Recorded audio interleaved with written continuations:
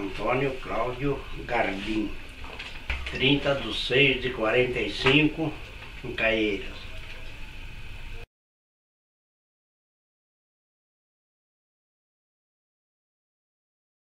Meu pai é Antônio Gardim, minha mãe era Zulmira Simoneto Gardim. Tenho 3 irmãs. A mais velha é Lirdes Maria Gardim Ferreira. A segunda é Luísa Francisca Casaroto. E a mais nova, quer dizer, mais velha do que eu sou mais novo. Ela é Antonieta Gardim Gramorelli. Eles são da Itália. Meus avós, os avós paternos são de Treviso, na Itália.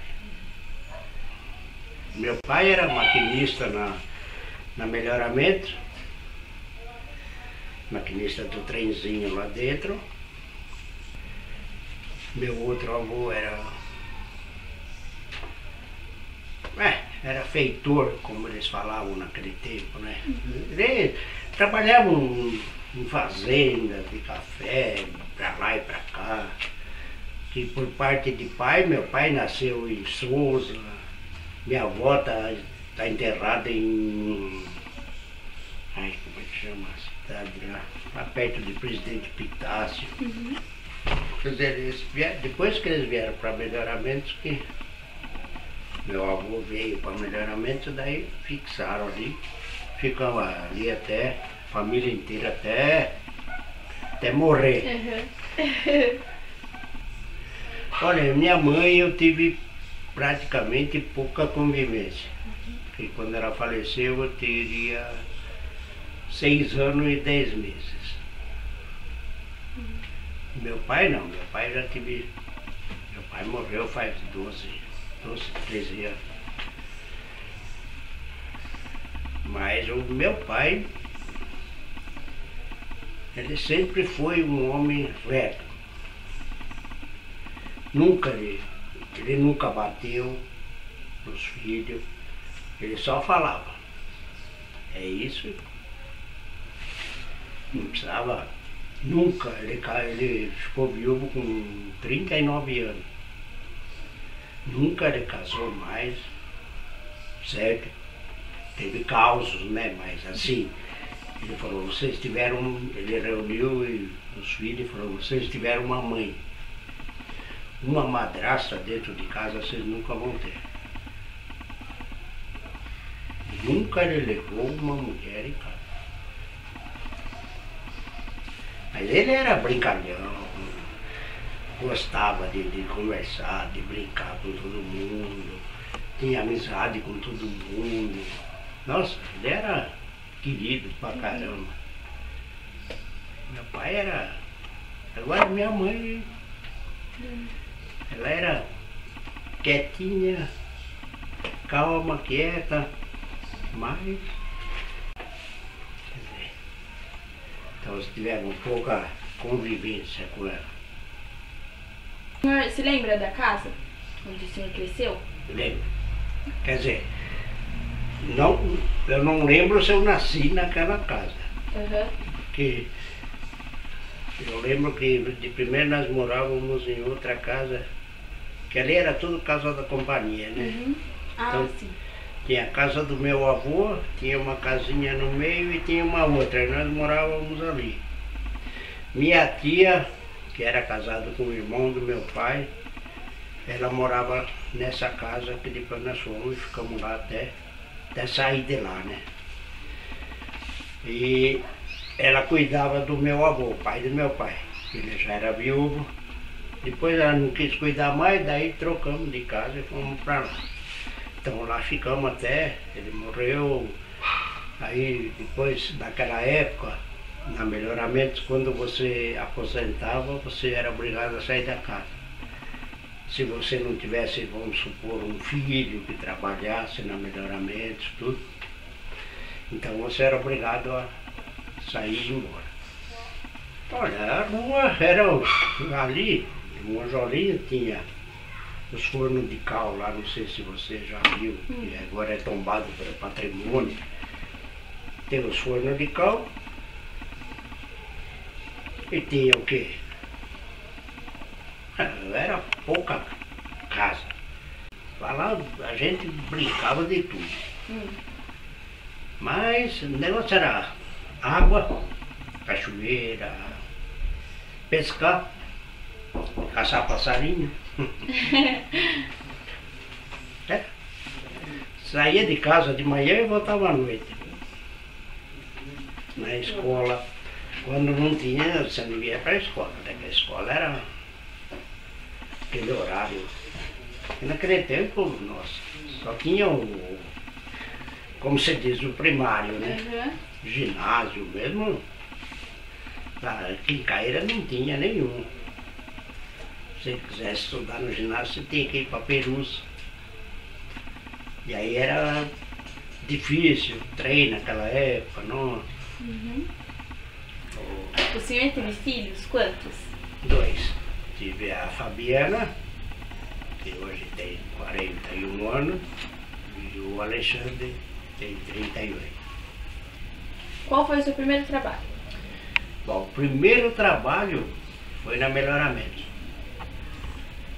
Na Melhoramentos foi 9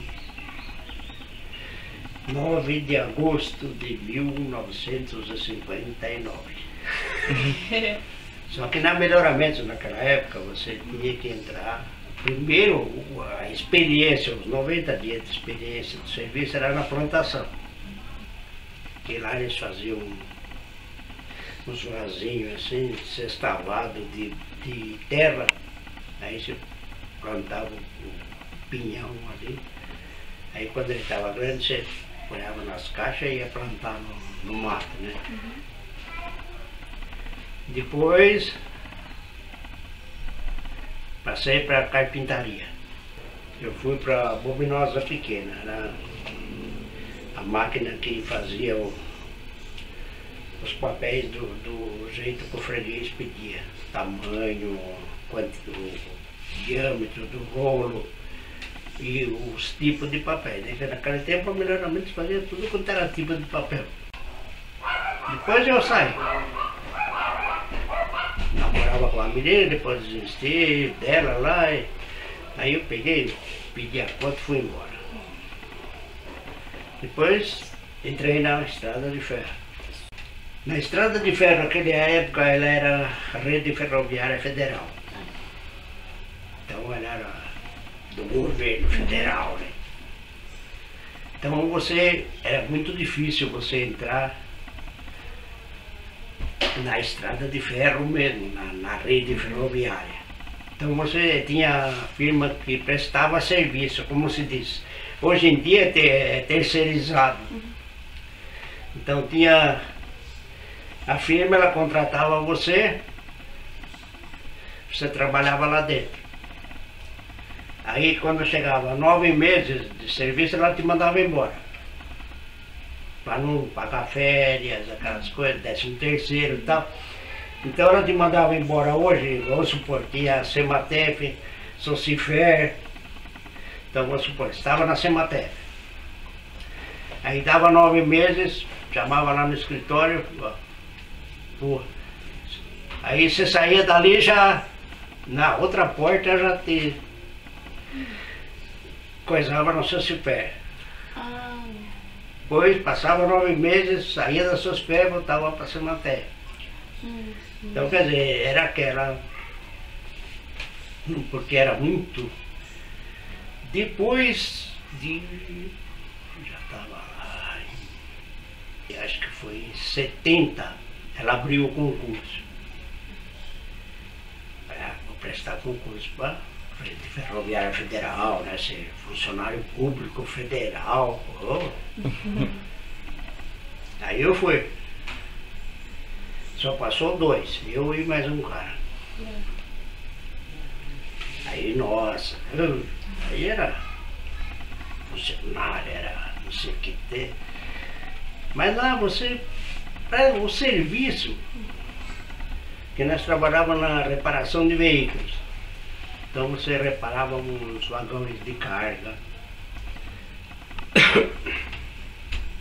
Que hoje em dia eles têm tudo, nas rodas são rolamento, né? Mas naquele tempo não. Depois que começou a vir o rolamento e tal, aí. Porque o bronze, a turma aqui, vocês conhecem aqui em Pirituba, ainda tem até hoje o emenda trilho, que eles falam. Que eles fazem trilho de 300, 400 metros. E ali emenda trilho. Então ficar todo aqueles vagãozinhos ali. O nego vinha ali, levantava com o macaco, o vagãozinho e roubava tudo os bronze. E quando ele ia, saía dali, vamos supor, ficava aquela cunha de aço comendo o eixo. Quantas vezes não quebrava a ponta dele? E ia queimando, né? Porque lá, aço com aço. Então, você fazia isso. Depois você reparava, depois começou já a entrar também os vagões de passageiro. Naquela época ainda era o vagão de madeira, né? Depois que veio já os trens de aço, né? E você reparava, tinha o Litorina, que ia São Paulo, Campinas. Era 3 vagãozinhos, vermelhinho. Aquilo você reparava, todo ano você reparava. Tinha era, parece 3 composições, você reparava uma por ano. Então aquele lá, nossa, ficava meio ano reparando e nós, o nosso serviço era, vamos supor, desmontar a janela, tudo, tirar fora aí. Nós trabalhávamos uma semana, os caras ficavam um mês trabalhando e nós ficava só na boa, sem trabalhar. Agora os Ligorina, depois eles resolveram reformar 2 também que tinha, que ia para Santos, o Cometa e o Planeta. Eles eram já trem de luxo. Daí puseram aqueles vagões, aqueles assentos de couro, né? Mas então você trabalhava mais com a parte de vagões, né? Não trabalhava não, com as máquinas, tudo já era outra seção. Mas era gostoso, era serviço moleza, né? Eu acho interessante as pessoas se interessar pelo passado. Porque você vê, praticamente hoje em dia, ninguém dá valor vamos supor, pro velho. Que isso você vê tanto em todo lugar, tanto em casa como no serviço, como em tudo quanto é lugar você vê isso. O velho praticamente não tem valor. Você vê hoje em dia que no Brasil o professor não tem valor nenhum.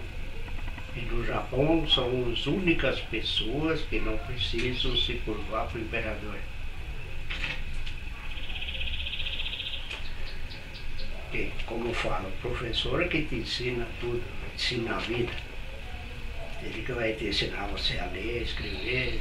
Partindo dele é que você vai ser o que você quer ser, vamos supor.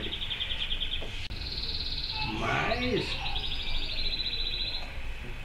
fazer o que? É assim. E eu acho bonito quando a pessoa se interessa pelo passado, pela história. Porque eu relembro da minha infância, eu relembro até praticamente quase quando eu nasci. Eu lembro tudo que eu fiz, o que eu passei, o que eu... A gente lembra.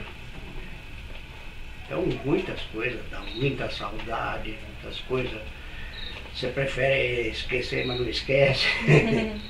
Então, mas é bacana, eu gostei de conversar com vocês, assim, uma experiência gostosa.